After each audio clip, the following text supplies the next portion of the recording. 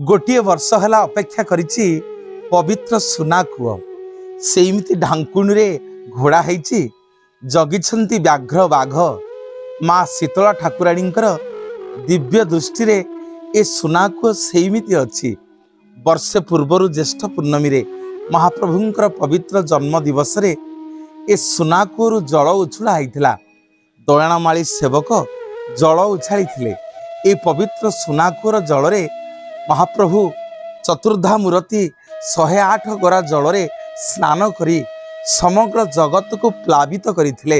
ए पवित्र सुना कूଅ सेदिन आमर राजा महाराजा गजपति माने जेते सब राज्य को विजय करुथिले, जेते धन संपत्ति सुना सब हाथी रे बोही आणुथिले, गोटे जगार ए शीतला ठाकुराणींकर सम्मुख रे गोटे विराट बड़ गत्र करी गोटे विराट बड़ गात करी समस्त सुना को एठी गच्छित करके रखुथिले। जो सुना बदल रे आज ये विराट बड़ श्रीमंदिर तैयारी होइछि। सेइथिपे गेल्हारे भक्त से कूअर ना देइछि सुना कूଅ। आउ जे जो गोसेई द्वारा महाप्रभु स्नान करिवे तांको ना होछि सुना गोसेई। ये देवस्नान पूर्णमी पूर्व दिन दयाणामाळी सेवक ये सुना कूअरे जेतक जल अछि समस्त जल को उझाली देवे। शुणिले आपण माने आश्चर्य हेबे। मात्र 2 इंच आज्ञा जल थिबो ता परदिन महाप्रभु स्नान करिए बोली ये समग्र पृथ्वी पृष्ठ रे जेते तीर्थ अछि सबु तीर्थरु जल माने आसी प्राय 40 फुटर जल ये सुना कूअरे परिपूर्ण हो जिवे।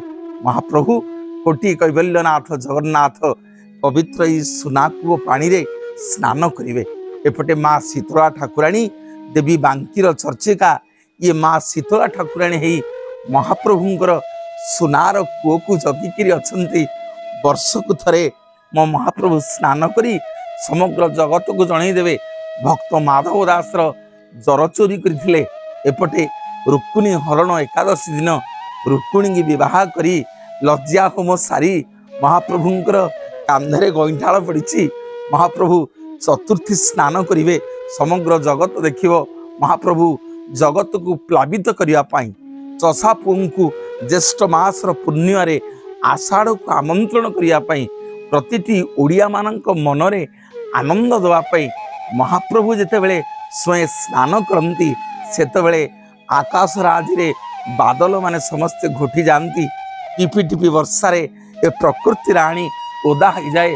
चषा पुओ मनरे आनंद आसे। महाप्रभु जगन्नाथंकर पवित्र स्नान जल को